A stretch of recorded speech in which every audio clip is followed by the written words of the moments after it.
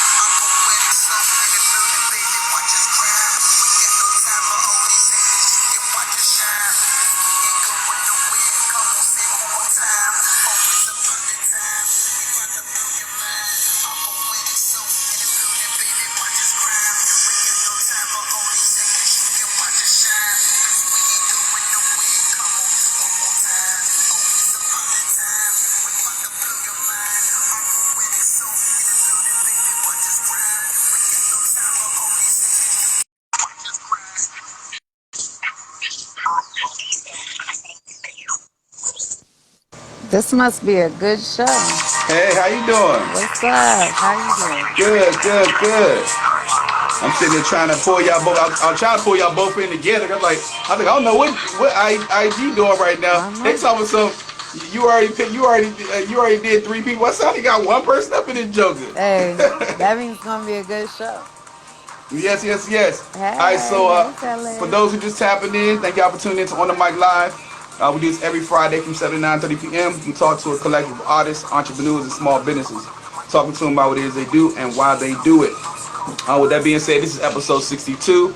I'm currently out here in Tampa, Florida, so I'm not in my workstation, so bear with me as I learn these parts of the woods right now. I'm by the lake right this second, but I'm sitting here with two dope individuals, and not only individuals, but two people who have really great shows and content and so forth, like for the mass of the communities globally. I'm gonna say globally because this is an online platform and so forth, and I'm really excited about like what y'all do, and that's why I want to have this conversation with other content creators. So with that being said, let's go ahead and introduce our first guest. We got the Nitty Gritty Show. Go ahead and introduce yourself real quick. Let them know where you at, what you do. Hey, it's David Costa, one half of the Nitty Gritty Show. My other half here, right here. She had some late meetings, so she couldn't join today. But I'm here representing the both of us. And our show is basically a platform based on talking about our input and issues that revolve around our communities, right? Whether it's finances, therapy, politics, that's my favorite, right? Relationships, that's her favorite. We try to talk about all of it. Matter of fact, our last show, kind of like in relation to today, was around the power of knowing setting boundaries. So kind of interesting that we'll be talking about this today. So I'm looking forward to it. Okay. All right. So with that being said, we're gonna go ahead and go to our next content creator and guest. What's your name? Where you from? And what do you do? What's up? My name is Khadija Toto, and I'm a mindset coach. So I'm just a personal development coach. And what I do is I help people turn their dreams into reality through using the powers of their subconscious mind. And on my show, I switched from Entrance You to more of like a Snatched Minds monthly kind of thing where I go on for a week with Kia and we talk about different stuff in terms of relationship, in terms of perhaps changing our perspective and collectively as women raising the standard. Okay. So Khadija, I know I remember being a part of this month.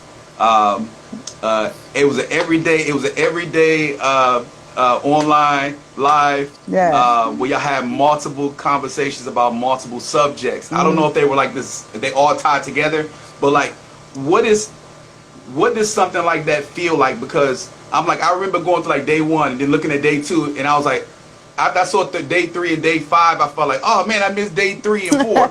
So like, You know, what was what's the process, and why did you decide to do something like that? Like to do from like day one all the way to like this say, for example, day 30.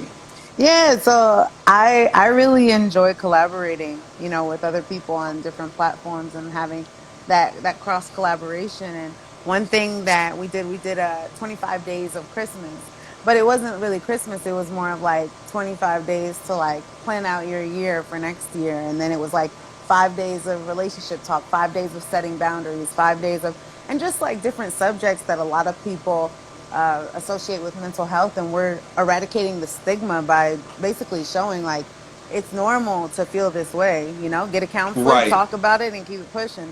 And so, you know, we saw that the audience enjoyed it and they kept showing up, so we just kept having it. And I think it's one of those things where, you know, doing, I could go live every Tuesday, I could go live every Thursday, but I think it's more about making impact. So I think when people know we're only going on for these 5 days of the week, you know, if you want to Mm-hmm. catch the live replays, you totally can. And it's not too much, you know, to catch up because we limit everything to an hour or less now. But it's just, you know, people tend to enjoy spurts. You know, it's kind of like you want to have a 3 day mastermind or a Right. 5 day mastermind versus when you start getting into 3 month this or every Tuesday this. It kind of people kind of can trickle. It's about the excitement of the taking advantage of the moment in time.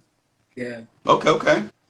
All right. So, with that being said, for those who tapping in, what's special about this episode is we got three different podcast events. I mean, podcast shows, and even though we have different things that we are doing, it's really good to see the collaborative part of it because we all kind of got the same mission. Either way, Yeah. even though we might be going in a different route, maybe the conversations or the topics might be different.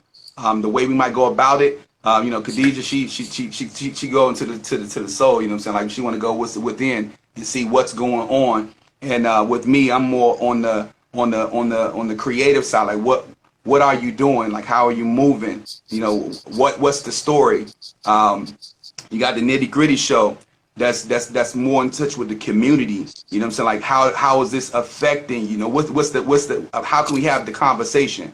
You know, so like this is like really cool to kind of break into what this topic of discussion is today.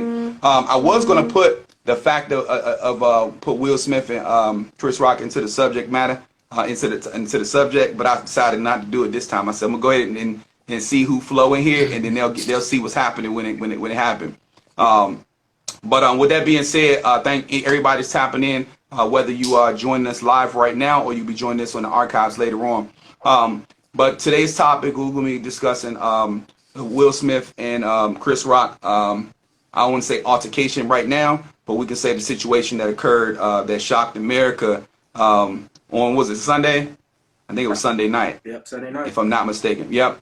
Okay, so with that being said, for first and foremost, Khadija, were you watching the show at the moment that it happened, or did you catch the backlash, the feed afterwards? Yeah, I caught the backlash afterwards. Okay. But What about you, bro? What you get? So actually, Katrina and I, we caught it live, man. We actually caught it live. We did the show. We did our show. We go live Sundays at 8 p.m. So it was like around 9:30. We're like, oh man, that's right, the Oscars on. Let's see if Will might win for King Richard, you know? And let's see what other whack movies that we ain't never heard of get a bunch of awards. That's what our thought process. So we like, let's tune in. And sure enough, about, I don't know, we might have been watching it for 30 minutes, and then we seen something happen, and we was like, did that really just happen? You know? Right. Everybody was like, that just happened?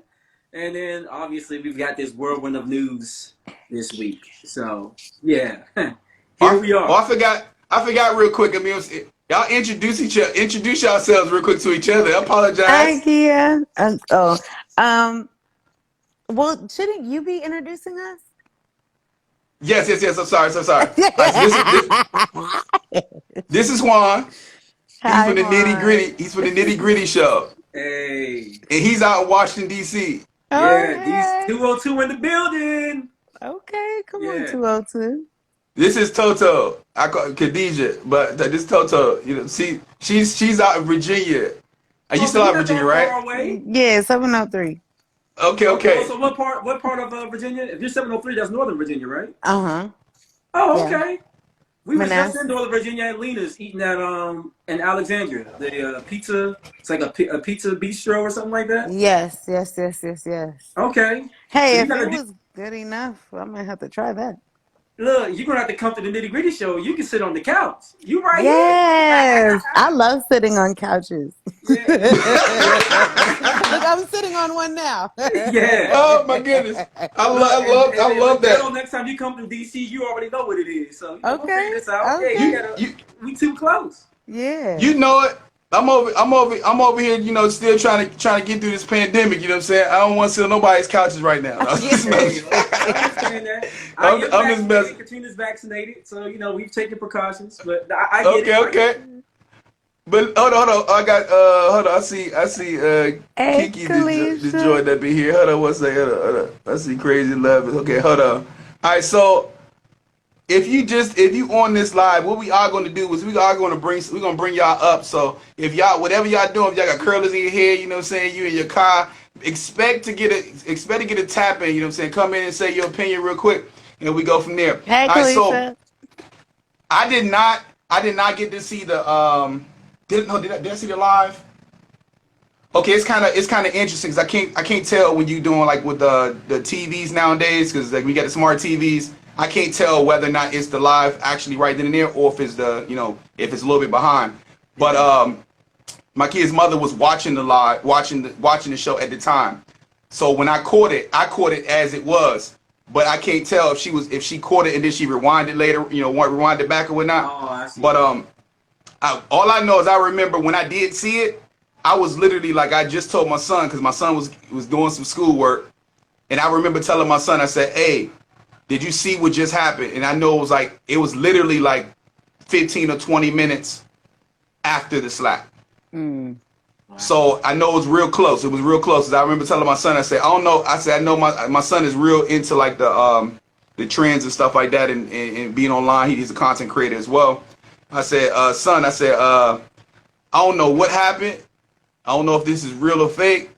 But I said you need to go online. I said you need to get your camera and you need to do something about this. Cause it's about to be everywhere. It's gonna be everywhere by the end of the night, and tomorrow morning it's gonna be too late. And he was like, oh da da da. I said, I don't know what's going on, but Will Smith just smacked Chris Rock at the Oscars, and I'm just floored at this moment because I can't tell if it was real or fake at the moment, you know.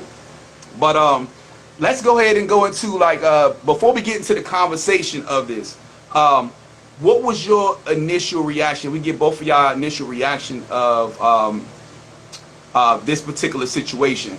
What I'm gonna do is I'm gonna go by your podcast as well. So let's start off first with the Nitty Gritty show. What was your take when you first saw it?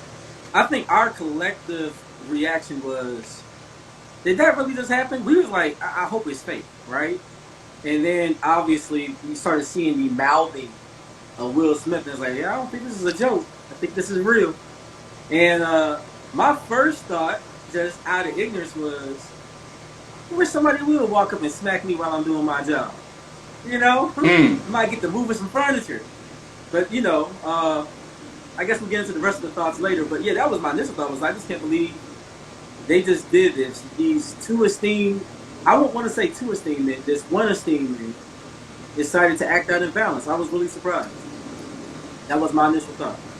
Matter of fact, Chucky C, I went appreciate you live tapping on in. my stories. Yeah. Okay. All right. What about you? How about hold on. Wait. I'm about to say, entrance you. No. I was about to. I was You 10. can though. It's still interesting, but it's Khadijah Toto. Like Okay. Snatched Okay. Minds. Okay. So Snatched Minds. Yeah, yeah. Okay, you got everybody bear with me. You know what I'm saying? Because I've been following her for a long Yes. time. You know what I'm saying? You Started. know what I'm saying? So Snatched Minds. Yeah. What was your take when you first heard or saw this situation that occurred at the Oscars. Thank you, Kia. Yeah, she said I'm rebranding. Exactly. No, I love it. Um, my initial thought was like, I was like, oh snap. That was the actor slap. I thought they were playing. I thought it was a joke. I thought it was part of the skit. I knew he had just did King Richard. So I was like, Right. wow, he played that character really good because like let that had been Serena or Venus, Mm-hmm. some they're talking about Serena and Venus, King Richard would have went up there and corrected him or took the mic or something to that Right. capacity. Because King Richard didn't tolerate any disrespect, and especially when it came to his girls, as he should as a Mm-hmm. father. And so I thought it was just part of the scheme of like, oh, they're playing a skit, it's this and that. And then when it seemed to be real, I mean, I still feel like in a couple months they're gonna punk us and tell us it was some type of social experiment to see, the observations of what people said or what people had to say. I Right. don't, I still have my doubts of if it was real, to be honest, because you got to remember all of them are actors. Jada is an actor. He's an actor. Will is an actor. And Chris Rock is an actor. And you're full of a room full of actors, so it could be something to just give more light to whoever, and for whatever. And we'll get into deeper discussion, but, yeah, those were my initial thoughts. Okay. So, um, for me, it was kind of one of those like the first thing that I thought, because I don't know if y'all really follow Will Smith in terms of like his shenanigans when he's like in public, like if he's at an Oscars red carpet and so forth. He always does something extreme. Hmm. It doesn't matter what it is. Like for example, like he might be sitting beside somebody and he might kiss them on the cheek in between the conversation, or he might nudge or push somebody because they might have said something that wasn't to his liking, but he always reverted back to like something funny. So he means well with what he does when he does it, but like you can tell like, oh, it might have been a real situation, but he kind of diverted back to comedy, which I think was really skillful in his predicament. But like for this particular situation, the first thing I saw was when he smacked him. I said, why did he look like he rehearsed the smack? Because he purposely, the way he did it, it was almost like it had that kind of a feel. I felt like he was trained to do it that way. Does that make sense? Like almost like he knew to hit him this way in order to not cause Harm. a problem for the people not to look at. Because if he'd have came up and punched him, that would have been a whole different situation. That really would have been different. So I was like, maybe it was staged because the way he did it. And then I was like, well, we know Chris Rock, he's doing this thing as well. But like, Chris Rock has already had scenarios with the whole thing, which we'll talk about in a second. But I kind of felt like there was already some history there. So I felt like that was just like a stage thing to like kind of combat like all the different things that was going on surrounding their situation with the Oscars. And they're kind of like their little family feud, or their little feud and so forth, since 2016 to 2022. So yeah. So with that being said, man, my mouth was to the floor, and like I said, I told my son, I said, "Hey son, I know you do these little skits." He's like, "Man," because he always keeps asking me what kind of skit should I do. I said, "Bro," I said, "Go ahead and do a skit, and we work on it." I said, "You gotta do it right now, though. You can't wait." So he was sitting up the last 2 hours working on his skit, and he ended up making the skit by the morning. So that was that. But with that being said, I do want to create a question that we can put together for anybody who would like to chime in. All right. So with that being said, let's kind of break down Chris Rock. Let's put ourselves into Chris Rock's perspective. Like, I know, nitty gritty. You said you would have some furniture would have been removed, right? That was my initial thought. That was my seriously, but seriously speaking, if you, let's say you was representing the Nitty Gritty show, and you were the host, and you had the opportunity. I ain't gonna say I'm gonna say for the first time because we know Chris Rock did it prior, but But for your particular situation, if you were that person at that moment, you were hosting, and Will Smith came to you and smacked you. We're gonna put Will Smith in this particular situation. What do you honestly think you would do Honestly, at that moment? at this stage and age, at 38 years old, I would realize it's a work event, and I would have done what Chris Rock's done. I would have just took Mm. it. I mean, they're gonna call you a punk afterwards. They're gonna pull your card. I get that. Um, but I would, I would definitely probably be reaching out after the fact, you know, and deal with it professionally behind the scenes. But Chris There you Rock did go. the right thing. He was a professional. He kept it moving. He kept it moving. Now, He what made about a you, joke Khadijah? immediately. Oh, sorry about that. My apologies. No, Go my ahead. bad. I was gonna say he made a joke immediately. Then he made another joke, right? So he did the right thing in that moment. That was a work event. And if you're a part of the academy, that means you're working in the industry. That's a work event. Right. And I work in corporate America, and I can only imagine that times that I've won awards and been in places, that's not the way I act there. And, I've had things said to me that were appropriate, and I check those people at the appropriate time and place. I'll, pull them around the side, talk to them one-on-one, make sure we have an understanding, and go from there. So from experience and, so experience of some maturity now, how I've handled situations in corporate America and what I would do now, yeah, I definitely would just keep it moving. Chris Rock was professional in that moment. That's my opinion. Okay. All right. Change your minds. What you think? Come on, change your minds. Ain't that what it? Snatched. Oh, Snatched. snatch your Snatch minds. mine. Oh, my Lord Jesus, help me, You know what? Let please. me help you out. We snatch your minds. Please. We snatch Snatch minds it. Thank you. like Snatch. girdles snatch waistlines. Okay. Uh-oh. Lord. Help me, please, We, everybody. we, Help me, please. no, he always Because messing with me. my I don't know if this is a Chris Rock moment or not. this could be. This You could know? be. Because Get my name because right. I know I want to get this, you know what I'm saying? Next one will be smack minds. It'll be smack minds, you know what I'm saying? That's Oh, what's about to happen. no. Alright, so No. Khadijah, snatch minds. What's up? Okay, so if you were in that predicament, and I'm not even say let's say and you were on the stage and Jada Pinkett Smith smacked you. Like I won't say Will Smith because then that's a different situation. So Right. we're gonna switch the dynamics for a little bit. You was on the stage first time representing Snatch Minds. You were the host at the Oscars, and in between your comedy skit or your remark, Jada Pinkett Smith comes up and smacks you. What would your honest reaction be at that moment? I think I think it has to be like fully, broken down, right? I think Mm. that for a man like Will, um, I will say this: I'm not sure if that would have happened to me Okay.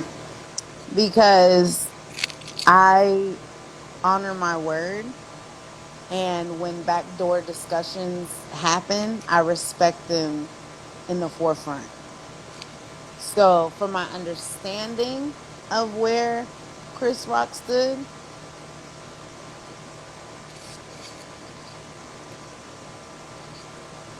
it happened. Mm. That's all, it happened. Am I to attach myself on any level to what happened? Like, I think that it just happened. And I think it's that simple. And I don't think that I think there was a lot of backdoor conversations that happened Right. and it was disrespected in front of everyone. So you have to understand the year, what, 2016 Oscars. Can't really remember the year too well, but it was the year that Jada was leading, Oscar So White, and Chris Rock had something to say about her then as well. So to me, I think that what we saw was someone standing up to a bully. And you can say it's an art form, you can say whatever, but that's somebody's wife. Like Right. I question, and I'm gonna get a little deep here. Sorry, but I gotta go swimming. Um, I question society's ethic and moral values, as well as our culture's way of getting on code. Those are the three things that I question. Because I don't know any other country besides the United States where men have the authority to disrespect women. It doesn't matter, like, or have the authority to, I wouldn't say disrespect, let's just say even reference another woman.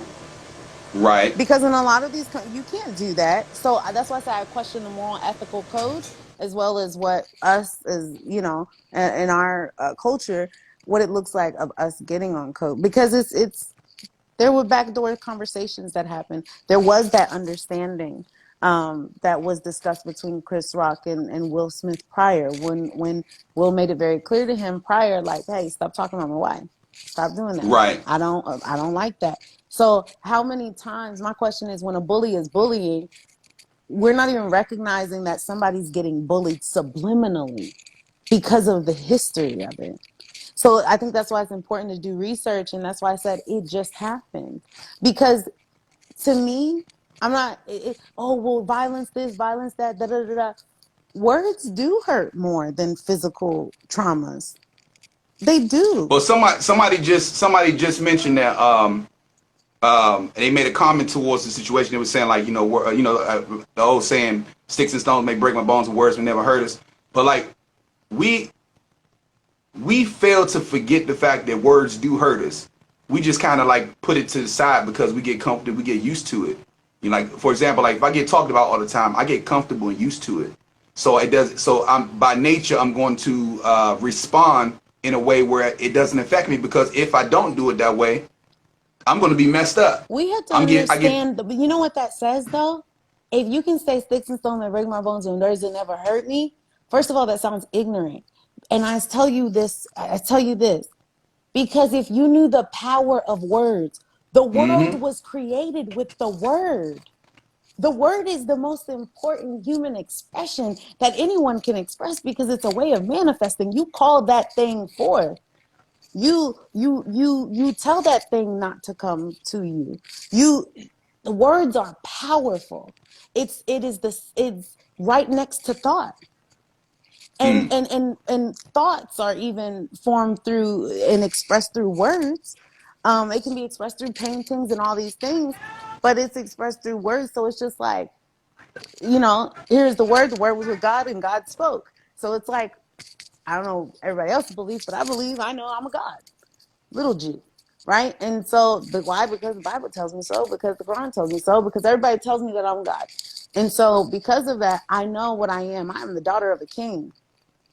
Maybe we don't respect ourselves enough. Maybe we're so used to the traumatic PTSD of our history that we're so used to getting disrespected that we automatically disrespect ourselves. Maybe we're so traumatized, and the best brainwash is when people don't even know that they're brainwashed.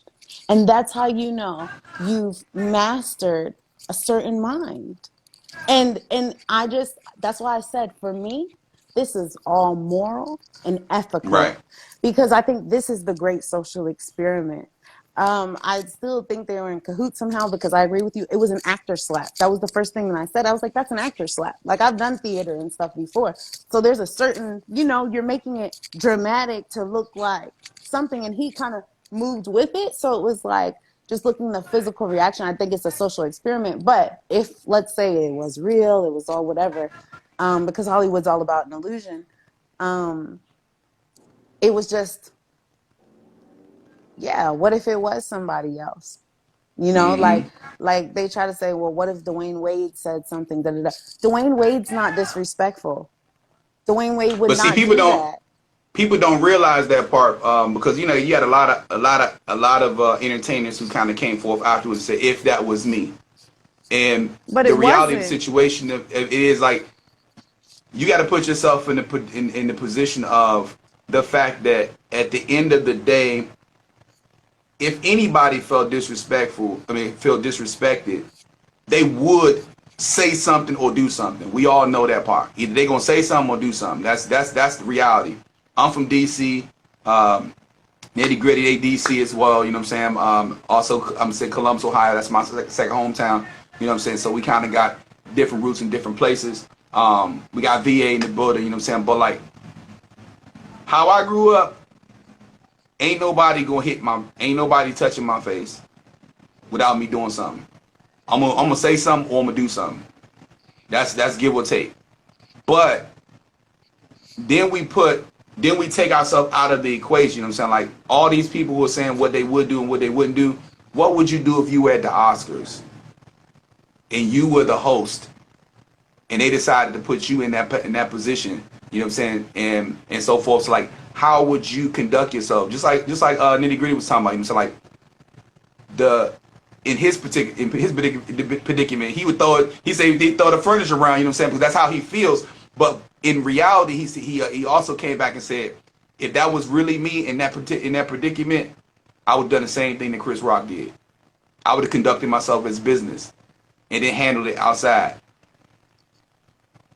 after the cameras was off me. You know what I'm saying? Like, and I think that's a real answer. You know what I'm saying? Like, I think professionally speaking, you know, we all have in our jobs and so forth, we have people we don't like, people get on our nerves, people say what they need to say. But at the end of the day, where's that line? You know, when is that line? When does it become that line's been crossed? I have a question. And you kind of went past that. Go I ahead. have a question then with that statement being made.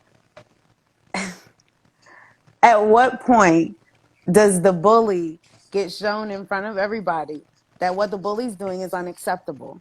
There you go. And that's my question. I feel like Khadija Smiles is saying a lot. Yeah, I'm a little bit like irritated Kiki because and Kiki said it's Hollywood. It's very Hollywood. it is very Hollywood, but at the same time, what are we saying about the protection of Black women?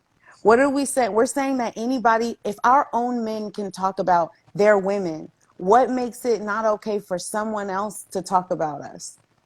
When it comes around, when everything happened with Megan Thee Stallion, blah, blah, blah, it was like everyone was like, the Black woman is the most unprotected, and everybody played the clip of Malcolm X. Everybody played, it was the most unprotected person in society. Da, da, da, da, da, da.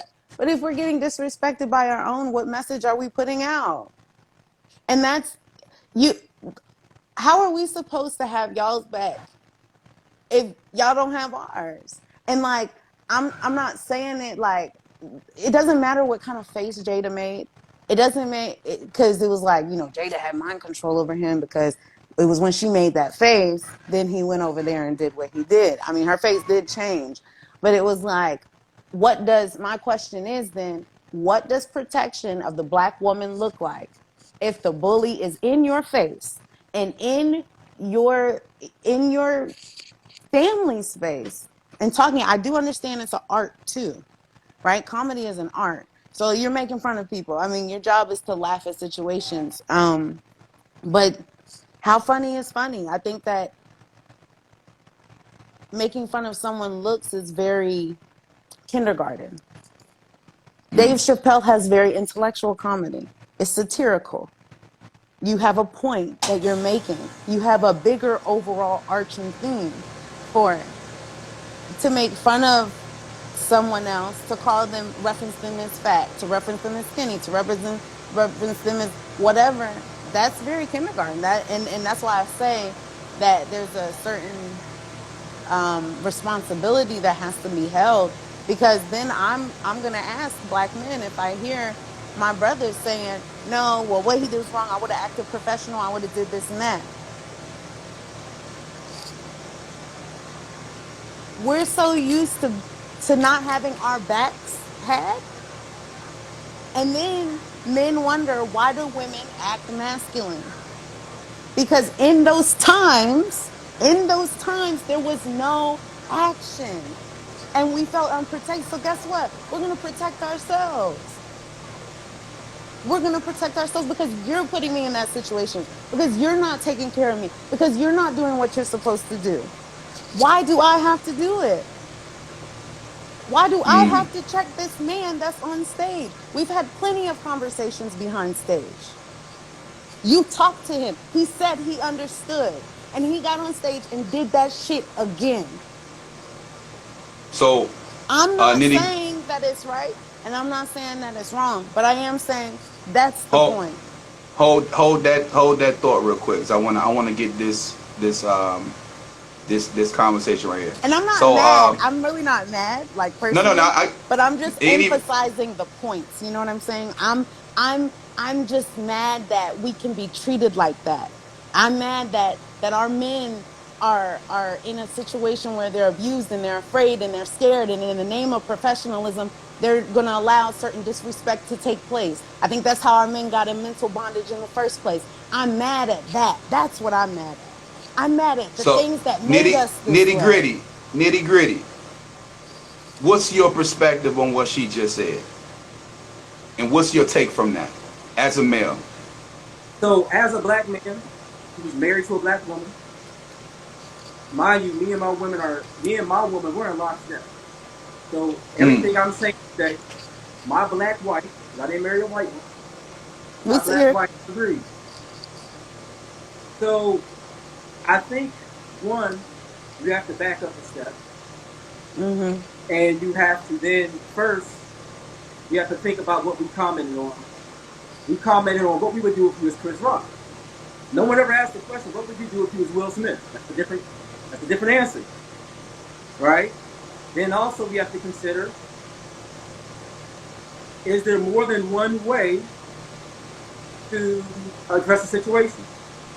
Why is it that the only way to protect a woman, and I don't want to assume, so I got to ask the question first, was what Will Smith did the only way to protect his wife? I'm saying with what was Okay, given so is No, what I'm just other asking that ways? question. Yeah, Was what that the other only ways? way? I think that's the other question. What other ways could it be right, presented? because see, reason why I wanted this part to talk because now we're going into the female male dynamic of this conversation, right? And when you look at the factor of black men and black women, and especially in relationship and what our roles are, kind of like what Khadijah said, it's a little bit further than what we think because it's a condition that's already been planted. You know, this is the biggest brainwash. This is the biggest manipulation of a situation when it comes to what our roles are as men and women in this relationship or this thing that we call life, and it makes a certain amount of sense when you get a lot of women who feel that men are not doing what they should do to be that provider or to be that protector of that family in the magnitude, I guess, that the woman should feel from the male at all times. And then you look at the scenario of males and the situation that's going on with females because like you said earlier, a lot of women feel a certain way, so a lot of women are more dominant now. They have to be the person to fit these broken pieces. So because of that, a lot of men feel that they have to over exaggerate or they're not doing enough, to prove these particular situations. So like for example, like now you have a situation where Will Smith is proving something. What is this proof? What is he proving to his wife by doing this gesture? One thing he could be doing, what he could be honoring his wife, right? By approaching this guy who is belittling her or taking her out of character because they came there to see a good show, right? We all know that. Will's coming to present an award, which I'm sure, I don't know about y'all, but if I was getting an Oscar award, I would feel some type of way. Because this doesn't happen that often at all, especially with people of color and so forth. It's a little bit different. So how do we dissect this situation? Because we already know who's at fault. We know who's not at fault. We know with the pros and cons in the situation. But now we're talking about female. We're talking about male. and we talking about the relationship, and now we talking about the roles of what the male should have done, or what the female. Some people saying what the female should have not allowed him to do. How do we break that down to get the answer? Because it's deeper. It's much deeper than Will just going up there and smacking Chris and Jada giving him the eye and him signaling. Because we all know that Will Smith did snicker when he made the joke. Whether it was like, you know, sometimes I don't know about you. My daughter just made a joke to me yesterday, and I kind of laughed at it, but I kind of felt a little hurt a little bit. I was like, but I kind of laughed at it because my feelings. She got me. You know what I'm saying? Like when somebody gets you with that joke, you kind of laugh it off to kind of like ease that pain or ease that embarrassment, you know what I'm saying, to a certain extent. So I guess like let's kind of talk about the dynamic of this situation, because we do know that Will Smith, Chris Rock made the comment, and right after he made the comment, Will Smith laughed. He seemed like he had no problem with it. And we do know that Jada did look like she was not happy about the situation. And then I know this is like this mysterious camera angle that's never being shown right now. Do y'all notice that? Mm-hmm. There's literally no camera angle that's showing what Jada said to Will or what Will said. But everybody keeps saying that Will looked at Jada. Will did not look. We don't know that Will looked at Jada because there ain't no camera that proved it yet. We all just like, yeah, that's what happened. What happened? Go ahead. I like to I try to stay to the facts of what we all know for sure. Now, I've heard a lot of people mention, you know, Snatched Minds talk track about there was conversations held before. I haven't seen evidence of that. I've heard it said, haven't seen evidence of it. So I'm just dealing with the facts of what we know for sure to be true. We have to, as a black man, and, you know, we basically talked about this on the Nitty Gritty show last week, but now it's related to this whole relationship thing. We have to be thoughtful of knowing that there's more than one way to handle a situation. He did it a way, and I'm going to be honest with you and tell you it's the wrong way, because that's still assault. And I get it. He said something. So often, our black men, I could have been one of them myself once upon a time, because I was very different back in my college days. My college days. That's how I feel. That's how I feel. The same thing. If this was a different situation, and mentally I wasn't in the space that I'm in, I would handle this situation a little bit differently if someone disrespected me that publicly. And to add furthermore to it, a lot of it is how you conduct yourself. Period. You and your wife together as one unit. That's part of marriage. So when you look at a situation like Will Smith, one, if there was a previous conversation had, that conversation was had privately. You had that conversation again privately. If they got violent, that's on them, but it's private. Now, at least legally, he's protecting himself and protecting his wife, because we're thinking about megastars. Let's bring this down to regular people like us, right? You go up there protecting your woman. I'm not regular. With a smack. Right. You lose your job. Now, I know a lot of y'all want men to be providers. 100% providers, not these 50-50 types. We believe in them 100% around here. So if that's the case, how do you keep that job when you lose it? Because you publicly assaulted somebody. Therefore, it becomes a legal matter. Once you put your hands on somebody. People, and I get it, words really do hurt. Words have shaped the minds of so many people. But we can't take away the fact that that was assault. Now, me personally, people don't come for me. But at the same time, I've had people say stuff to my wife on social media, and I correct it immediately. Me personally, I don't do nervous laughs. I don't do irritated laughs. I don't laugh, period. There's never been a single time in my life where someone says something about someone I care about, and I laugh. It ain't going to be no nervous laugh with me. He would have, if anything, the Oscars would have caught me live. Let me finish this real quick. I'm sorry. Go ahead. The Oscars would have caught me live saying this. You would have seen me in my seat saying, hey, or you would have seen me shaking my head in disapproval. It would have been very clear that, oh, man, Juan doesn't like what Chris Rock just said. Especially if I know it's going to affect my wife like that. If Right. that's the situation, there is no laugh back with my head back. That never happens. And I can say that from experience. My wife can second it, right? But in those that love me and those who I love, they can second it. I don't laugh at jokes against my loved ones. That never happens. Uncomfortably, comfortably, I don't care what excuse you make. This is coming from a real man. We don't do that. I would have Right. been on my, what you doing, Tip? There's a certain reason why certain celebrities don't get made fun of. Also, I understand that black women are not protected. I'm a huge study scholar of Malcolm X. And I think one of the best examples we saw this week, we posted on the Nitty Gritty Show, the best example of standing up for black women recently that I saw was Cory Booker for Ketanji Brown Smith. Jackson. Because while they were saying all that rude ish to her, and then the black woman got to be calm, because what they try to do is they try to gaslight you at work. This happens all the time to black women in corporate America. So catch my mindset, people, before you come for me. I get so sick and tired of they talk about my sister's hair. That's how your hair naturally grows. You give an opinion and they try to gaslight you and say you the angry black woman. That's not right. And what Cory Booker did was good. He didn't punch somebody in the face and lose his job as a senator. No, he kept his job as a senator, and he checked everybody and said, y'all was wrong, and he gave her a friendly face to lean upon. Like, sister, I got your back. That was having a woman's back, and he didn't have to risk going to jail for it. And I seen multiple black men on my LinkedIn, because I'm LinkedIn level.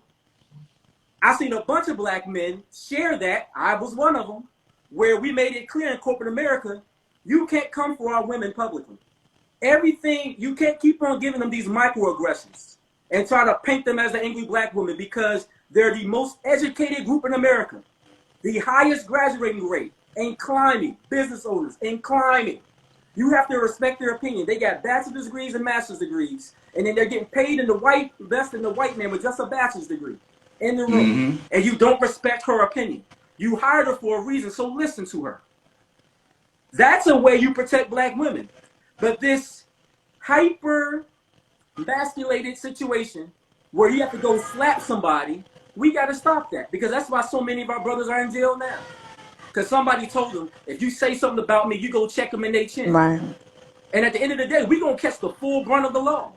We ain't going to get no passes. And guess what? But see, we forget about that part though. We forget that if we go back to the early 90s, there was a lot of black men who got incarcerated, got locked up, or got killed, dealing with the fact of trying to prove something. Yeah. That dealt with their woman, the person that they were with, and whether that was because of somebody said something to them and they had to retaliate. But back during that time, that's when we really had a lot of that. Nowadays, people don't care. You can say whatever you want to say, and somebody's gonna get an attitude just because you say something they don't like. There's no logic to it nowadays. But back during the early 90s, going into the 2000s, there was a code of conduct when it came to the streets and all this other stuff. Like when it came to male to male interaction and so forth, you knew what not to say. If I'm with you, if I'm out at a club or I'm out at an event, and I see a female that I know, I'm going to respond a different way if I see that female again and I see him with her dude. Just off of general respect, I'm going to do that just because I understand that there was somebody. And I don't know how that boyfriend is going to respond to the way I respond to her. You know what I mean? So like you gotta kind of know these different things. Like you said, I'm not gonna let nobody disrespect the person that I'm with joke or not joke. Now, Kiki said, this is Hollywood. Words are power. I mean, this is Hollywood, but also words are powerful, and they connect to that trauma that Snatched Minds talking about. There's a trauma. We don't know what it. Just like we all have trauma. You know what I'm saying? We all deal with something. I know, like with me, I've gotten divorced in certain things, and certain things trigger me. Even when I'm talking to my ex-wife and so forth, or talking about situations. I don't think they do, but when it comes down to it, and I start thinking about certain little things, I'm kind of like edgy because of the situation, or maybe what happened in the past. You know what I mean? So like, when it comes to like Will coming and going onto that stage, because somebody always said it took a while, it took a while for him to actually walk up to that stage before he decided to do what he was going to do. So it wasn't like he was right in his face at that moment. So I guess what I'm getting at is, where does the balance part come in? Because I felt like what Khadijah said a little bit. I do understand why he did it. When do we get to a point where enough is enough? I've already told you this. You already know what's going on with me.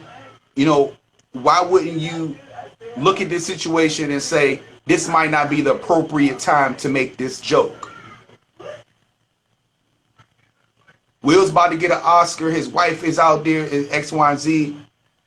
They already been the butt of the joke the last couple years, just off of everything. Different things going on within the family and so forth. And it's like, when do you get to a point where it's like, okay, I would love to make this joke, but this ain't the right moment to do it. But also when we look at that, what we have to examine, and to examine it fairly, right? At one point, it was Brad and Angelina Jolie's turn. They caught every joke. In the middle of a whole divorce, kids involved, they was catching them jokes. But they was also nominated. You got to remember that the Oscars is an event where multimillionaires get together to celebrate other multimillionaires. So they've been bringing in comedians almost since its inception to poke at the ego of what's already to the American public seemed inflated. Now, I'm not even going to argue whether the joke is offensive or not, because I can't tell somebody how to feel about a joke that's geared towards them. Right. On the outside looking in, someone saying, "Hey, Jada, I love you. G.I. Jane 2, looking forward to seeing it." That was the end of the joke. But, I mean, that might have been super hurtful for her. I can't judge that. But what I do know is that there's a thing called self-control. And my point is I could care less about Will Smith and Jada. I care about how black men and black women will interpret this. Is there going to be a young black lady out there who's going to be out and about, who built a certain kind of way, and a young man be like, "Hey, shorty, I see you," right? Make a cat call. Now, you got a decision at that point, young man, young brother in college, young professional here in the D.C. area. You can chin check that dude that says that, or you can say, "Hey, man, don't disrespect my girl. You keep on moving." Some of these street dudes be disrespectful as all get out. They don't care. And you can make a decision. For me, my line is simple. I have to do what I can defend in court. You put your hands on me, you put your hands on my wife. I'm a trained soldier. I'm a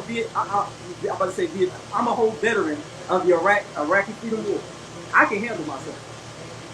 I'm 6 foot tall. Trust me, I'm good. You put your hands on me, on my wife, I'm gonna put you down quick. And I'm a veteran. I'm gonna get a slap on the wrist. I ain't going to jail for that. Because first, it was self-defense, and then two, I'm gonna handle it. We have to be more strategic about our emotional response. Will Smith was an emotional response. Let's not get rid of the last 4 years. August Alsina wrote a song called Entanglements, where he's graphically explaining how he was putting it to her. Jada also gets online on the Red Table Talk, so this ain't made up. Embrace it up, right? We know. He said, "Hey, August Alsina is packing. He gave it to me real good." So if we're talking about standing up for black women, Kentanji Smith Jackson, absolutely. Think about Michelle Obama. Barack Obama didn't go smack nobody. And they disrespected his wife every turn he got. And then even Michelle told us, when they go low, we go high. That's what the queen said, right? She's a fellow queen. I think I accept her. So in all of this, why can't we find more constructive ways to protect black women? Why is it that it has to be trained, put your livelihood? Because I know most of these sisters don't want to be paying for us. And if you get an assault charge, you may not get another job. If you work for the government, that assault charge keeps you from another job. Who paying the bills now? Your wife won't pay the bills? Y'all gonna go 50-50? So what you guys are saying is it puts you in a certain situation, which is totally understood. But I think we should revert back to the other one. And what other alternative options? It's interesting because we say anti-bullying, cyberbullying, anti-cyberbullying, anti-this, anti-that. And it's like, what does what is emotional control? Because who are we to say that Will wasn't emotionally controlling himself? He could. That slap looked very controlled. It looked very controlled to the point where even Busman and I were in agreement where we said that looked like an actor slap. That looked like it was very well, done. And like you said, it took a while to walk up to that stage. So it did require some thinking, and that's why I said perhaps detaching, like detaching from that, because at the end of the day, like it depends on what scope we're looking through, and it's like what does us, like what does us respecting ourselves look like? And this is exactly why Muslim women wear hijabs. But like I said, I guarantee you in another country, Will Smith would look like a hero. Depends on what And country. You said and that earlier. I disagree with that. I just want to put that on record. that's fine. I'm talking about patriarchal societies such as, let's say, the Middle East, or um let's say in I can't specifically speak on one, but I was watching a few comedy shows from different countries and just different places around the world. And you know, but I do want to hear, why do you disagree though? So when you brought up the other countries, I lived in Iraq for a year when I was training. So you have Mhm. to go through training on Iraqi customs, right? And I've been to Egypt. I've been to that part of the world before, right? They would do things that a lot of women here in America in the Western world, right? Western culture versus Eastern culture is very different. I lived in Mhm. Germany as a kid for a long time too, and they would do things with their women that we would just find utterly disrespectful. Now they may not make a joke about them publicly, but then they do things privately or other societal norms that most of our women here in Western world, not I want just to black interrupt women. you. I want to interrupt you for a second to get more Go ahead. specific on the example that was given. Okay, let's take this Middle Eastern country that you lived in, right?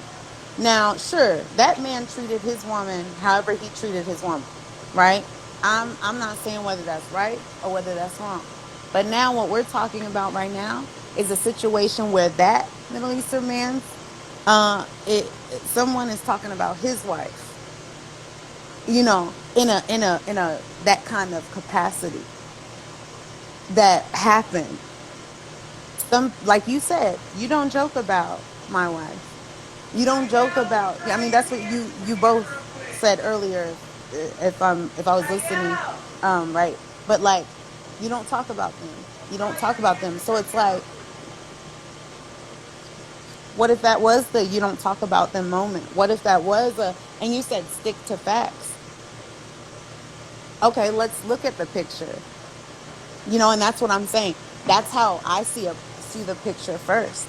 Is like my perspective isn't the typical, Western perspective, isn't the typical whatever, because I have traveled as well, and I left and all this other stuff. So it's like at the end of the day, I do have a certain gaze where it's like, why would somebody even think of doing that? But then I had to remember, oh shit, I'm in America. Ooh, the comedy's a little different here. And I had to switch my mindset. But I'm just saying, there seems to be like a bug, because I want to look at it bigger than just Will and Jada. Like that's why I Right. said I think this is one of the greatest social experiments.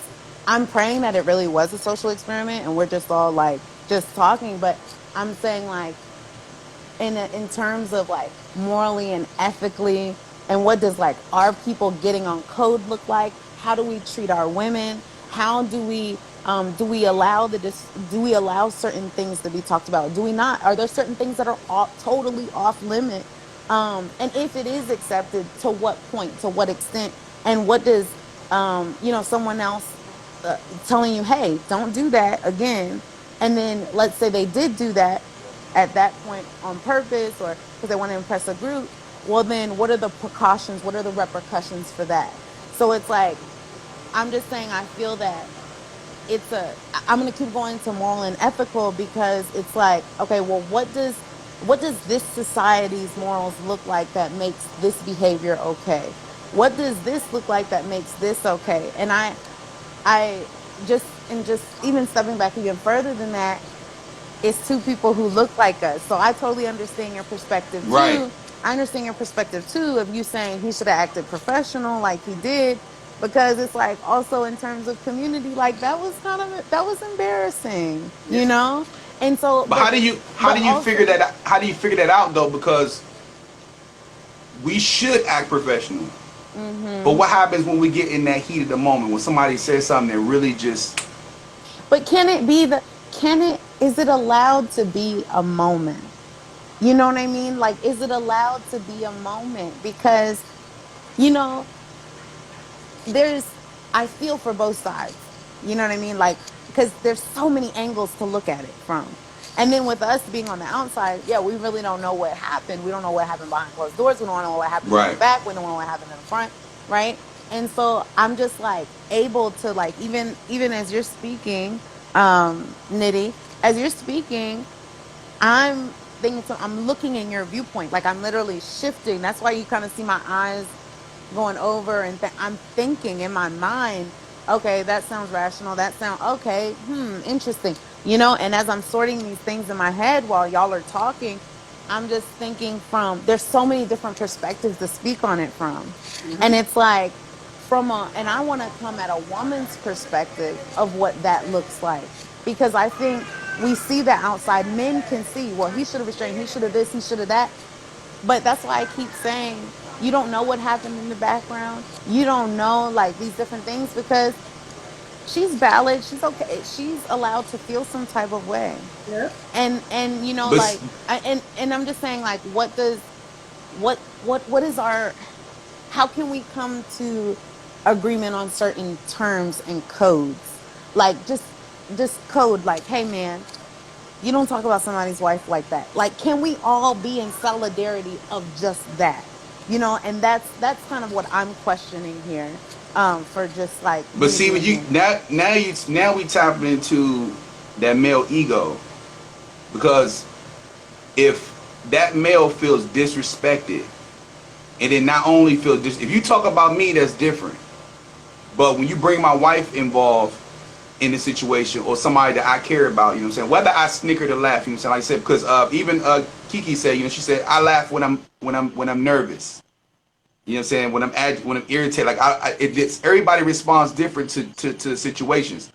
And but when it all boils down to, I think we all can come to an understanding that when it comes to male on male, when the male feels a certain type of way of another male, you disrespect them. Everything gets thrown out the window. They think like this at this point. They button heads. I'm gonna prove myself. You gonna prove yourself. What you gotta say at the end of the day. Yeah. Now let's go into what Crazy in Love said. She's like, she said Jada could have resolved the issue by putting her hands on Will and Yeah, she could have. shaking her head and letting him know, let it go for right now. This is not your moment to do this, right? Mm-hmm. Now there's also the in between part where people saying, oh, there was a table in between. I don't know if they think about red table talk. There was a table in between them because there was no. I don't think there was no damn table that was There in the wasn't way. a table. They were just Okay, I think somebody saw a across the red room. table or something, but there was no table there. You know what I'm saying? To the point of her not being able to stop him, right? But I hear a lot of people bashing Jada for the fact they're saying, she should have stopped him, right? And we know she should have stopped him.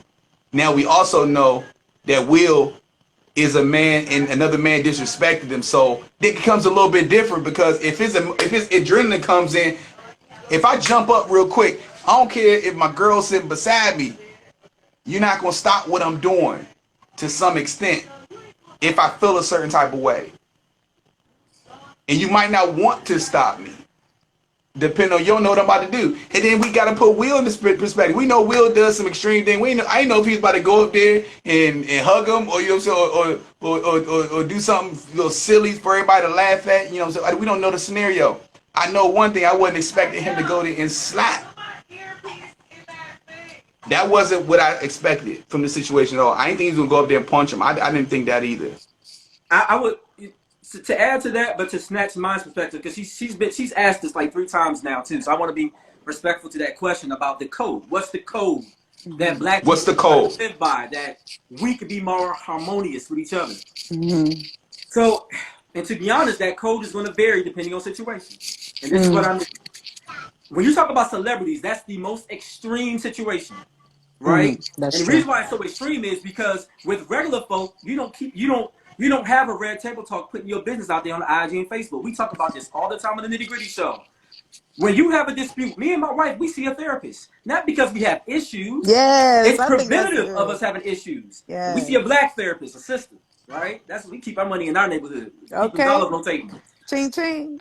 But That's we money see tree. her, right? And so my wife is never going to disrespect me getting on Facebook and creating our own red table talk talking about, you know what Juan did today? And then vice versa. I'm not going to put my wife out there talking about, oh, you know what Katrina did today? We come from the old school. What happens in this house stays in this house, right? And then you take it to a trusted advisor, your therapist. For some people, it might be your pastor. It might be the elders in your family, right? And you resolve it amicably inside. So first of all, we already know celebrities can't even operate that way because everything is out for everyone's public consumption. So, Right, and they talk about that. Yep. so you got to think about this. In this case, how does Chris Rock act better? And we don't know what the teleprompter said. We don't know what the whole joke could have been. It could have been worse than that. There might have been a reason. Why did he lead with? I've never heard Chris Rock lead with, "Hey, I love you. Before I dish you, let me say something in honor of you." He typically don't do that. He normally go hard with the joke. But for whatever reason, he decided to say, "Hey, Jada, I love you." Then he went on with something. Hey, we could be reading into it. All I know is they're celebrities. So that's And we do know that, Nitty. We do know that part. If you follow Chris Rock, he does his comedy. He does a lot of stuff that's uncomfortable. yeah. It's like it kind of make you feel a certain type of way. And he did not do that. He did not do that with that joke. You go ahead. I just want to say that part. Yeah, so when you talk about code, I have to say that, preface it, because they're celebrities. But let's talk about us, real people. They're real people. I don't want to say like they're not real people, but they're for public consumption. Consumption, unfortunately, in this social media world that we live in, it's crazy. But let's talk about us. First of all, if I'm at a professional, we're going to take this to their HR. It gets that serious. I've already talked to you once.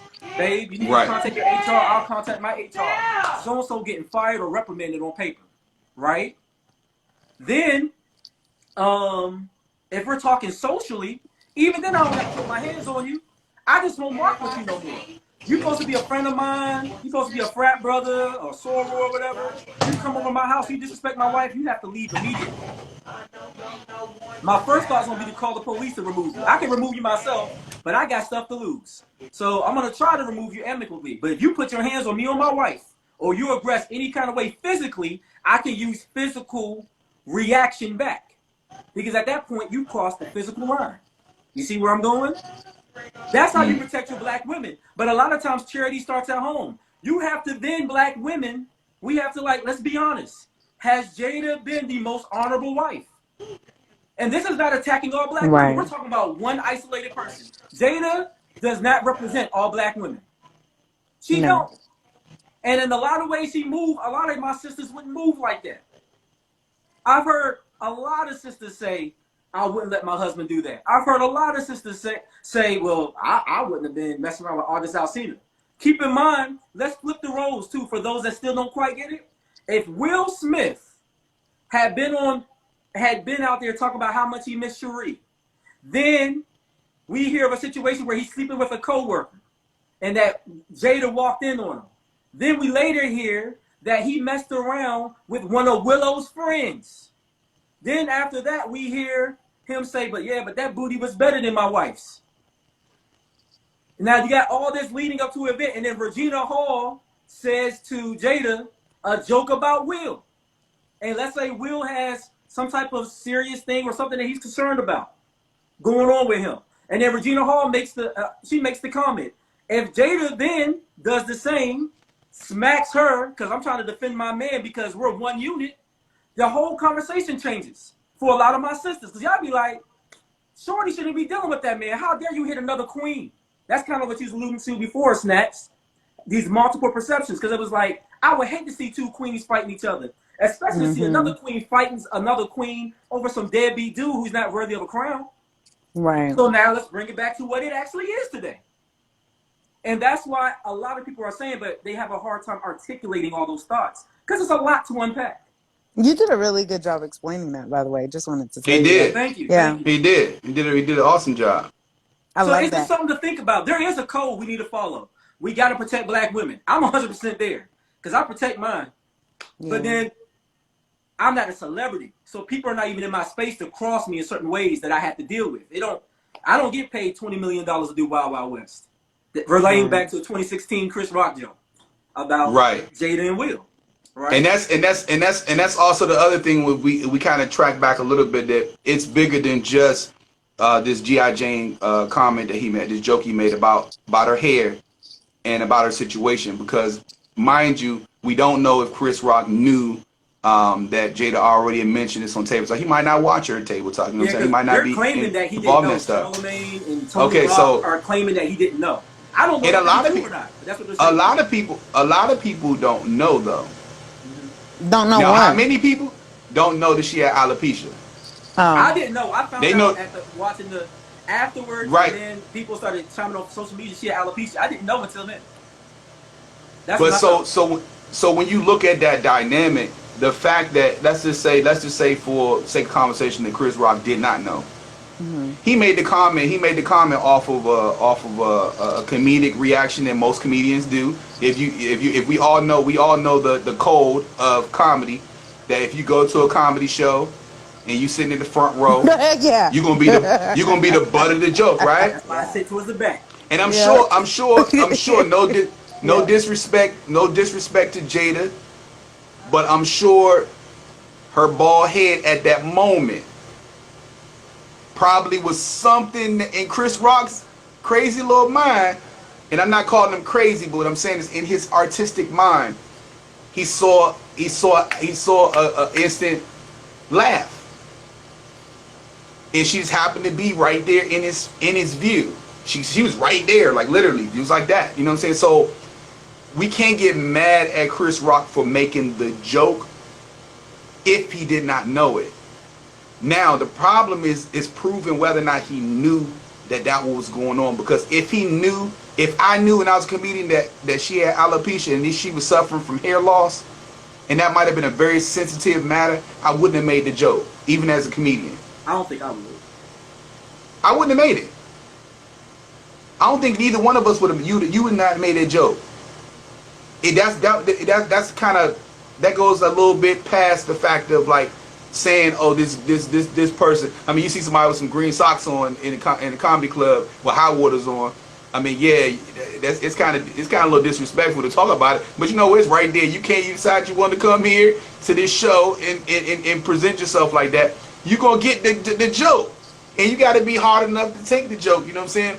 But I don't know if I can take that joke in the state of me feeling a certain type of way, because we all know, you know, our black sisters, they're very, very, very passionate, very, I don't want to say sensitive, but I want to say sensitive because that crown is very important to them, whatever it looks like. Whether it's dreads, whether it's long Locks. hair, Locks. whether it's Locks. locks, There's you know nothing what I'm saying? dreadful about them locks. Look, come on now. And like right now, Khadijah got some beautiful locks. You know what I'm saying? Like I'm just seeing this new thing. You know what I'm saying?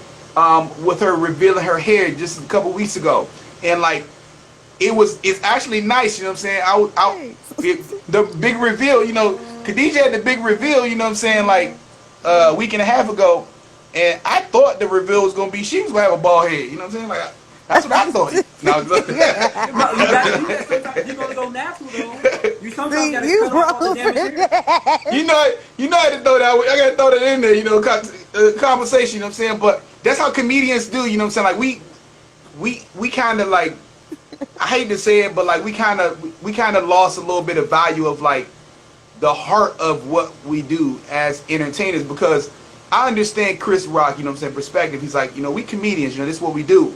But I also understand, like, we also live in a Me Too movement. We live in everybody kind of feels a certain way about certain things when it comes to gender, when it comes to sex, when it comes to race, comes to ideals and so forth. People are a lot more expressive of how they feel about it, and they have their opinion about it and so forth. So, like, we got to kind of juggle these things a little bit differently nowadays in 2022. And so that makes sense that something like that, some of these conversations would happen. Because like I said, if we took this back to 1990, the conversation wouldn't be there. Yeah. People gonna laugh and gonna get over it. That's just point blank. I think one of the biggest things as well, and Kia addressed it in the comments. She said, "You can't make a film about Black women's hair and then diss a woman about her hair choice." That's the truth. And so I think it just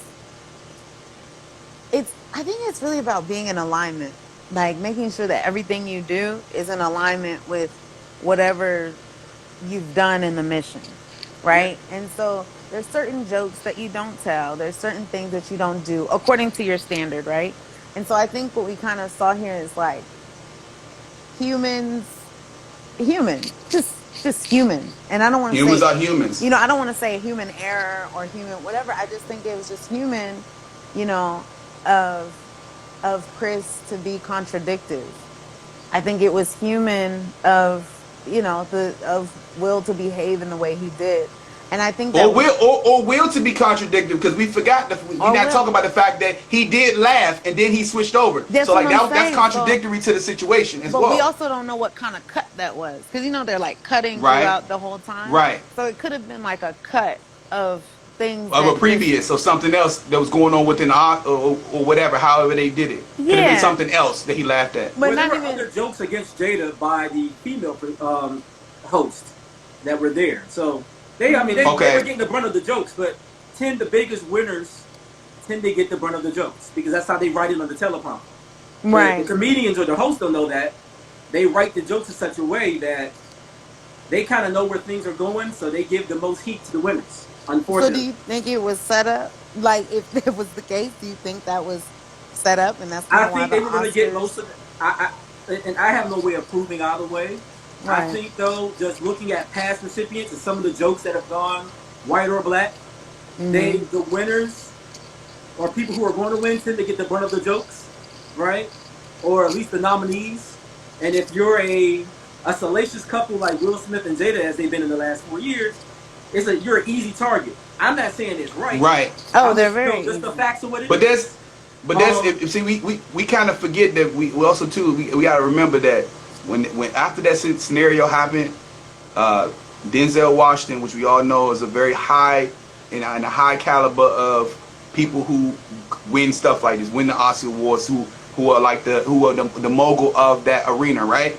So when you look at somebody like Denzel Washington coming to Will Smith and whispering in his ear and saying what he said. He said, at your biggest moment, that's when the devil come, right? So you have to watch out.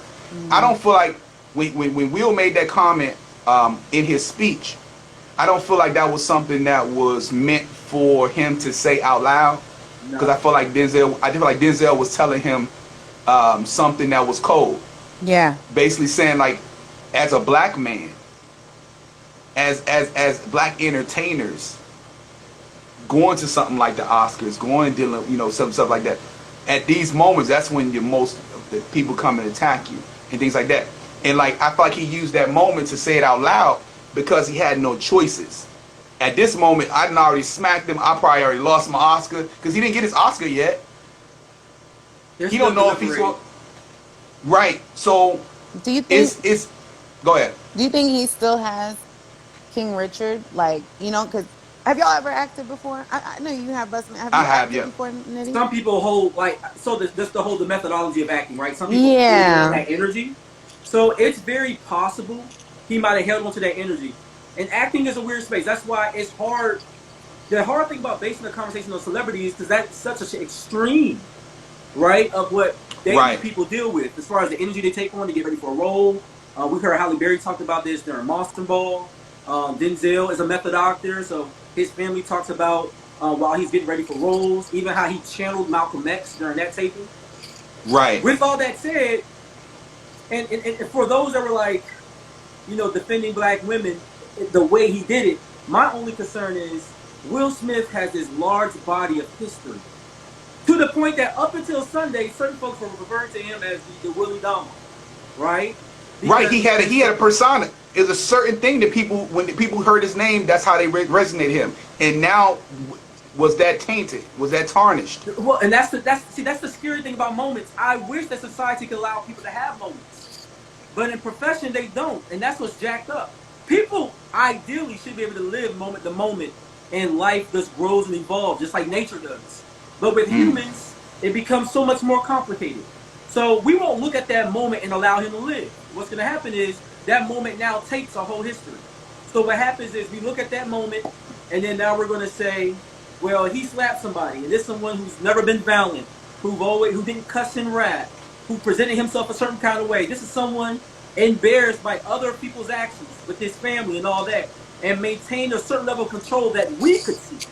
We don't Right. know what happened behind closed Right. doors, but based off we could see, based off Aldous Alsina, according to his words, lying and saying he got permission to sleep with his wife, and all these different things going around him, and Will kept a cool head, and God was promoting him along the way. Tyler Perry named a soundstage after Will Smith. What's the significance of that? He's placed next to Oprah Winfrey. He's placed next to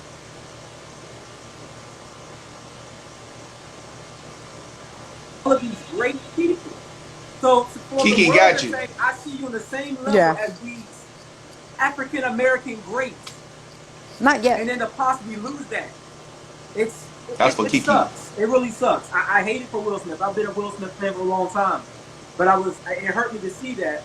But I think the conversation that I want everybody to take that in is that's a celebrity, and I think Will Smith will be all right. He's worth $350 million. But what does that mean when the young black man that ain't famous, he just work at USPS, and he does the same thing? What economic situation do you put your family in, and how are you But protecting your wife?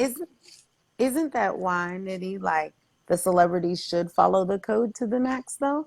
They Because should. and I say Because this like it trickles down to it, us, and it it does. We don't get the same luxury. right. So like if those they should be setting the example of what that looks like. Now granted, like we've come a long way, right? We've come a long way. And it takes something of that caliber. I was watching anger management, and there's two different types of anger. There's basically internal and external anger. And Mm-hmm. so the external anger is what Will Smith did, that prime example, right? Internal anger is I'm holding it in, but it's passive aggressive in a different way, And it's still right? destroying you on the inside. Yeah, it's still destroying you on the inside, and you're doing stuff that's a little messed up on the outside, right? And so I'm just wondering, with because I just think it's acting. It's whatever, but that's just me. But in the case of it being real, in the supposed event that we saw, it for someone like Will to have done something like that, it takes a lot, Right. you know? And so it's like, I understand like the decorum and all these things. And that's why I said, like, can it just be that what happened? Because it goes back to what you said. And that's why I said, I know that you made a really great argument when you were talking about the two women and you were like, I don't want to see two queens up there doing X, Y, and Z, right? And it's like, I feel the exact same way in terms of the men, but also we can all agree, and I might be one of the few women that admit it. Women do have female privilege when it comes to certain things, Yeah. you know, and um, and with that, it's like we have pretty privilege. We have, well, I guess men have handsome privilege in certain regards, but it's like we can agree that there's certain privileges and advantages that we have as women, and it's just like I don't. The reason I say that is that I'm trying to understand the man's perspective right now Right. of like what, because I had to step out of my woman hat for a second, Mm-hmm. and who I am as a woman, because I was speaking from a woman's perspective when I got quite passionate in the beginning. And I was like, women, we feel unprotected. Like, what are we supposed to do? That was me speaking from a certain perspective of like the women that don't feel protected, the women that don't feel some, whatever. But then also, you have to be a certain caliber woman to be on that stage, as you said. And so, Right. I think something that's powerful that you said, Busman, earlier was um, you know, or you said someone else said it, that Jada could have stopped it if she just would have like put her hand down and da da da. I think that in that itself is a compliment, because that means our men listen to us. Yeah, we do. And Right. and when we make, as women, when we make, and this is, I suppose, me kind of getting on Jada a little bit, not getting on her, but like, in a way, it's like when you know that certain things you do trigger him in certain ways, You should then know you not to should know not to do do that it. in that Right? place of in So that place so so she shouldn't have made that in that face. moment. She shouldn't have made that face, because why? Going back to your point, Nelly, of there's a certain Mm. decorum that we hold ourselves with. Why couldn't she fake the laugh? Why couldn't she? You know what I mean? She could have faked the laugh too and felt some type of way. And then it could have been a big deal of actually bringing Chris onto her red table talk and being like, Chris, I want you to come onto my show because I want to talk about this. Man, what's up with us? And I think that would be one way that, like now looking from this perspective, one way of resolution. That would have been That very powerful. it would That have that would been. that would be, and I like this because someone else brought up the conversation of like, what if this happened instead? Like we looked at another alter universe in situation with this. If he would have done this, what would have happened? And it's like I think that's really really good for us. Like you said, Khadijah earlier, that maybe this one big experiment to like kind of see like what conversations come from it, right? Because I just couldn't How things going to imagine. change. How Could it's you it gotta be could you it gotta see be something. Toby? Could you see Toby? Okay, y'all know Toby and Gateway, right? Mm-hmm. This so fire. If you black in the Oh yeah, I five know who he five, is. Big right? fan. So if Toby and Gateway, this was a question I had asked my audience. I was like, All if right, eight Chris, eight minutes, 8 minutes, I Khadijah. don't know, if Seven if minutes. if if Chris Rock would have spoke about fat, on stage with Toby and Gateway there, we Uh, all know that Toby don't play about his wife, right? And so I'm curious, would you had even, because certain comedians brought will it up. make the jokes because they know it's okay to do it, right? Right. Like there's a certain way that you will and will not speak about Michael Jackson in our community. I'm just taking examples. Or, there's a certain way you will not talk about Richard Pryor, regardless of because of the certain respect that we have for them as a community. Right. And so, like, I just want to emphasize the point of, like, I think this is where we, the people, where we do hold, um, we have to decide what it is and what it means to us. And I think that's why this conversation is so important, because yes, we can have different perspectives, but can we see other perspectives to outsmart our current perspective? Right. Because I'll tell you one thing. That's what Nitty did to me when he switched it and put it in a queen situation. My whole mindset went shoo. Switch it And over. I was like, oh, snap. But it was because sometimes we as women can't see from the male perspective. So when you put it in our shoes, you give the situation back to us and put us in the shoes, because y'all know what shoes to put it in, right? I think it's important that y'all explain it in that way. So that way, like, okay, dang, you're right. That's violating, right? Because we are Mm. we are jaded. Like I'm not gonna sit here and pretend that I don't have certain unconscious double standards. Yeah, I we think all do. that, yeah, we all do, right? But it's like, can you admit that? Like, Yeah. can you admit that because of the certain regard? But then it's like, dang, now I'm thinking about it too, like how our men look is important.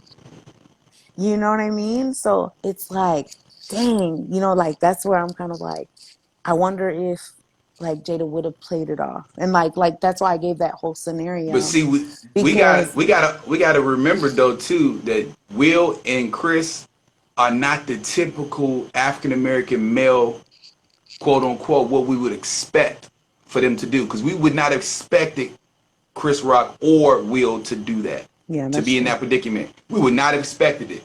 And No. also too, a lot of people are going towards like what Jada is, and I know that why they doing that too, because she's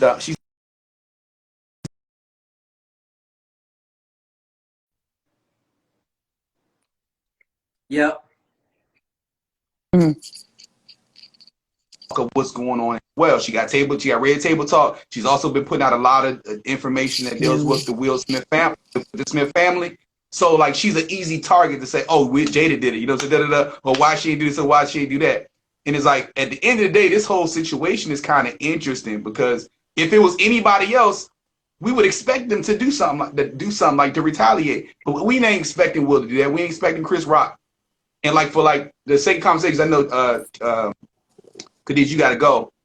Before we my phone probably gonna die in the next 4 minutes. So yes, sir. So what's y'all take on because we know Jim Carrey made a comment as well about this situation, and he also said we ain't gonna go into the emotion this part because that's gonna be a whole nother conversation. But he did say he was appalled by the situation. He felt like that was out of character for Will Smith to do that in the sake of that conversation. Going to be about to be presented with the award, the Oscars XYZ, and that wasn't the right moment. It didn't look good for him, right?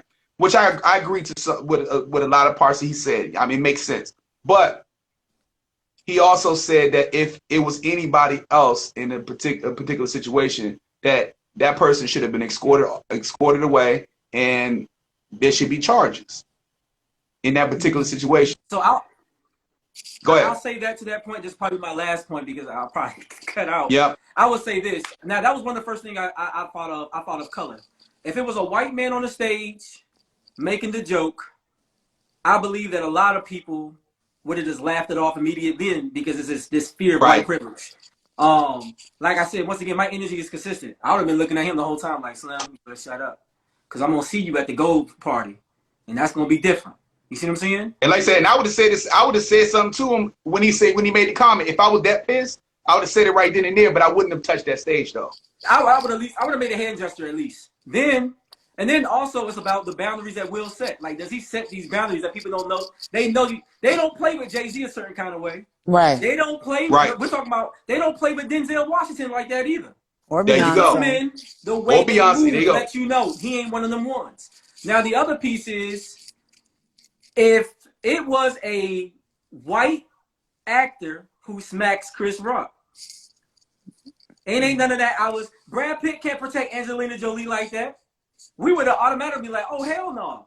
And then if that was Jimmy Fallon up there making a joke, whether it was a white man or a black man that smacks him, we know good and well the security would have rushed that stage for that white man. Let that have been Jimmy Fallon. Let that have been Jimmy Carrey. He makes that joke. He would have been protected. I was disturbed by the simple fact that as a black person, period, regardless of woman or man, why wasn't a black professional protected in a professional arena? He wasn't. You know, he wasn't. I don't care that it was Will Smith or anybody. Yeah. Why wasn't a black professional protected? Why weren't black he wasn't professionals protected? Will Smith would have been protected at that same time. He wouldn't have had a chance to make the smack. Somebody would have held him down. Security would have got involved. You get what I'm saying? Black men, period, were protected. And it's laughable and it's jokeable because it's black men. Yeah, it wasn't an act though. So like that goes. I really wonder if it was an act because there are certain things that are missing. Otherwise, that does say something loud and clear. And were they trying to make that point? You know what I mean? Like, what if there was a point that they teamed up on to make that? We don't know. Like, I think because Will Packer did produce it. Shout out to the bruh, right? right. And Will didn't get incarcerated. He didn't get escorted off. And Chris Rock got an awesome show that y'all might want to check out because right now he popping. Everybody talking about. But what if they needed something to talk about besides besides all this war and poverty and all this stuff, and they just needed something to talk about? Let's do something big. Let's do something huge. It's gonna create. You don't know how much wildfire it's gonna get for both of y'all. It's gonna be amazing. Butterfly mind control. You know what I mean? There you go. So it's like, are we seeing the picture? Okay, I gotta go. But 9 o'clock. Are we seeing the picture? And this is where the conversation gets interesting. It's just like, are we all playing, like in our characters? And, like you said, like what you just said. So it's like, are we just acting like the you know, the other people, or are we playing into, oh, let's control their emotions, let's get their thoughts all in and like, you know, there's so many. That's why I said I think it's important for us to get on code with each other, because it, to me, it just And have this evaluates. conversation. Yeah, and be able to have this Because this conversation conversation. is very important. It's deeper than just this situation. This is a conversation that we have to understand that even in predicaments, and you got to take, like we said before, what if it was this way? What if it was that way? What if the person was flipped? What if it was a female versus a man? These are conversations that we should have, because we should understand these dynamics of this situation, because it could be any one of us. And Yeah. unfortunately, depending on who you are and the position you're in, it is not equally balanced. Yeah. And the situation would be a little bit different if you was somebody else. You're right. If you wasn't Will Smith and you wasn't Chris Tucker. And best believe, if it was anybody else, Chris Tucker, because everybody's saying he should have pressed charges. Chris Rock knows Will Smith. We got to remember that they did shows back in the 90s on his sitcom. So we don't know the behind the scenes of what's going on and how much they rub shoulders and how much they know each other and so forth. But we do know this. At the end of the day, there's a whole conversation that's happening right now, and it's very cool to talk about it, to kind of see what's going on. Awesome. I don't want to be the reason why you say you late because of Busman 4.0. Yep. The nitty gritty, bro. I appreciate follow him. Definitely Yeah. follow the Nitty Gritty show. Nitty Gritty, man. Tell your wife, follow this young lady right here, Khadija. She does Snatched Minds and so forth. She's a dope life coach, bro. She does a lot of different things, content and so forth. She talks to a lot of great people. With that being said, appreciate you both for tapping in real quick to On the Mic Live. We do this every Friday from 7 to 9:30 p.m. We talk to a collective of artists, entrepreneurs, and small businesses, talk to them about what it is they do and why they do it. This is a cool conversation. I appreciate you both for sharing your insight and your perspectives from male to female. I love this part as well. Anybody who tapped in, I read most of your comments. I'm going to actually kind of gather up these different questions and different perspectives and kind of sum it up in the clips, in the snippet clip and so forth. So y'all be safe, y'all be blessed. Brother, I'll talk to you later. And tell your wife to say hello. Absolutely. All right, take it easy, Bus Man. All right, man. You have a good one, bro. All right. Yeah, peace. All right, so if y'all just tapping in, appreciate y'all for tuning in to On the Mic Live with Busman 4.0. We do this every Friday from 7 to 9:30 p.m. We talk to a collective of artists, entrepreneurs, and small businesses, talking to them about what it is they do and why they do it. With that being said, we're going to get ready to close out. Right now, we just basically just summed up the conversation of Will Smith and Chris Rock and so forth, and the whole situation that occurred during the Oscars and so forth. And from there, we just basically just creating dialogue, conversation, because this is something that is important for us to at least talk about and get your opinion of a situation, because like I said, it could happen to anybody. And this is actually something that it's a shocker to a lot of us, just because of the people who were involved in the situation. So, yeah. With that being said, this is all positive feed, all positive comments. We just talking and having an educational moment. With that being said, hello, Miss Casey Love. Hey. How are you doing? Good. I'm doing pretty good. I had to chime you in for a second. I wasn't sure if you was at work. I was like, I don't want to bother you too I tough. just had 30 minutes off waiting on food. Okay. What you about to snack on? Oh no, not for me. I do Uber Eats. Oh, not. Okay. So you making some moves right now. It's Friday. You making sure you get that money. Ain't nothing wrong with that. So I see you was on a little early and so forth. Did you get a chance to see the Oscars? Were you at work? I did see the portion of what went on. I did see that. Okay. Oscars. Okay, got you. So just for before we close up and wrap it out, I would like to know, when you saw this scenario, you saw this happen, after everybody started talking about it and so forth, what was your mindset when you first saw it? My first reaction, based on say that I was Chris, would be the reflex, just based on my Right. history. That nobody's going to come up to me, especially in front of millions of people watching, and they're going to smack me in the face. Mm-mm. I mean, that's just my history. There you go. And I think that's a lot. I mean, I feel like that's the thing that most people are saying. You know, like if it was me, it wouldn't have happened like that. I wouldn't have just shrugged it off, and so forth. But then I'm also hearing another dynamic of people that's just basically saying like, because of the situation, because where they were at, this is the reason why I wouldn't have done that.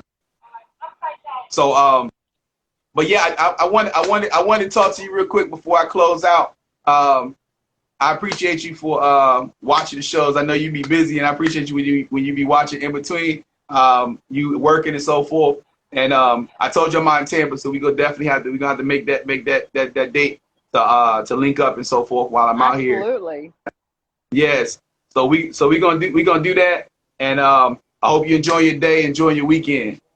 You do the same, and I'm glad to see that you're in Tampa. I was so excited. Yes. I was like, yay. I know. So I'm gonna talk to you later. All right.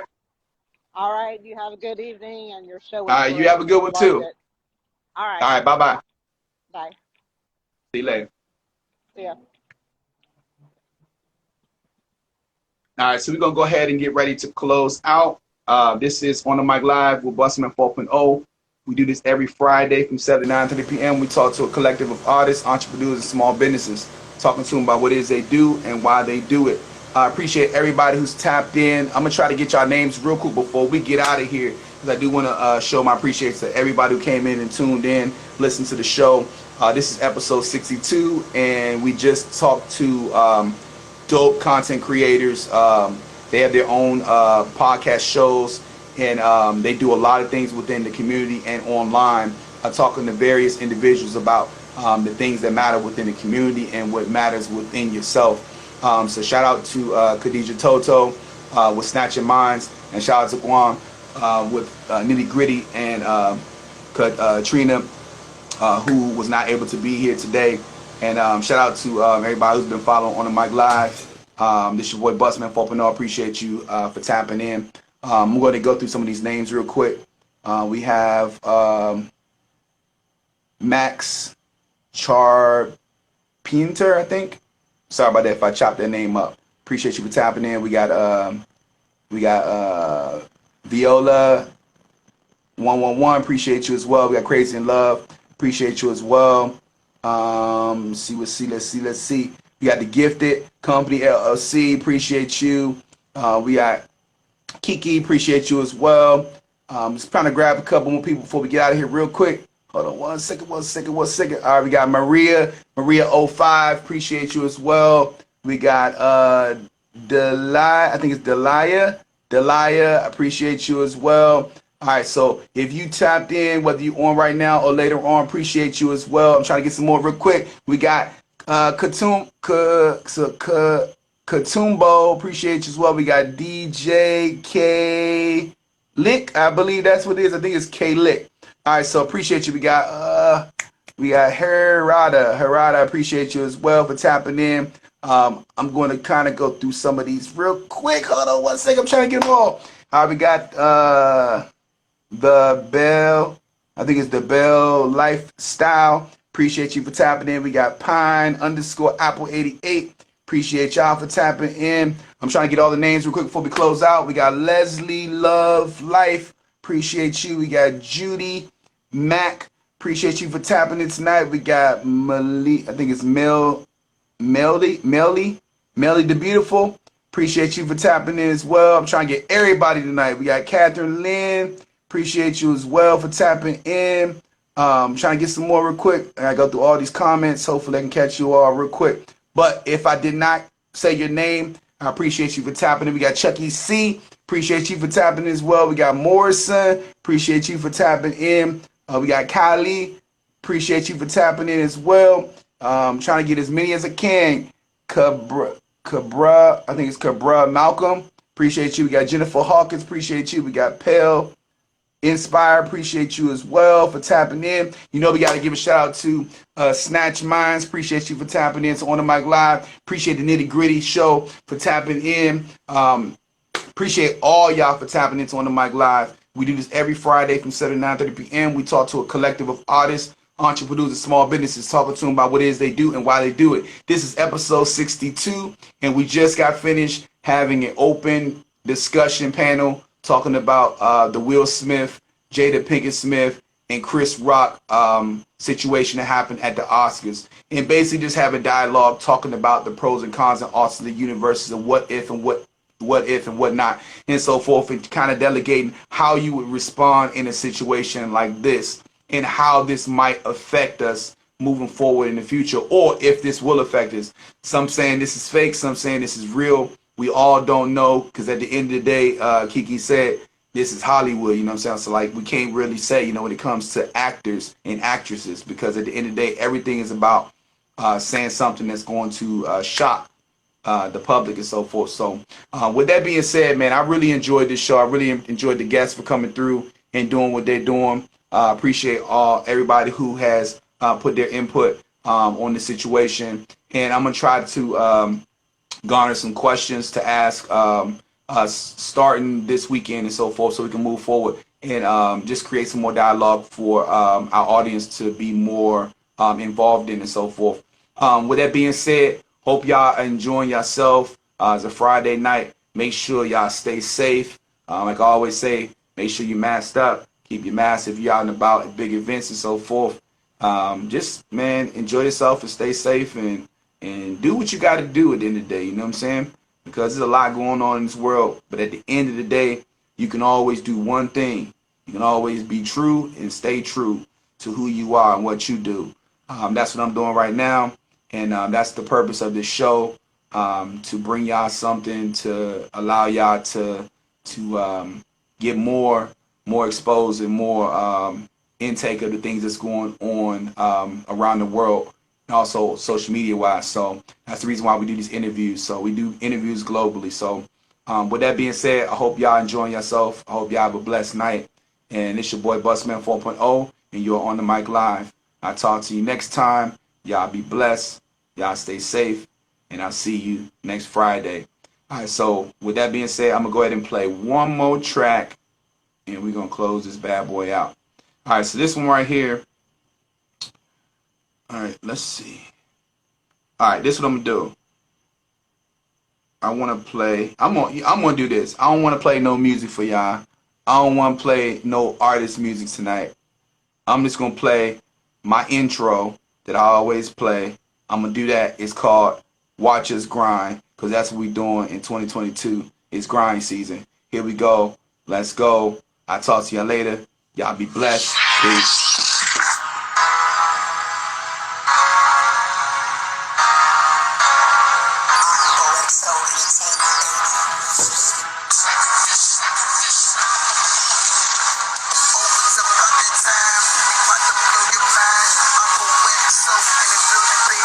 I got a new mic. Tampa, Florida, y'all.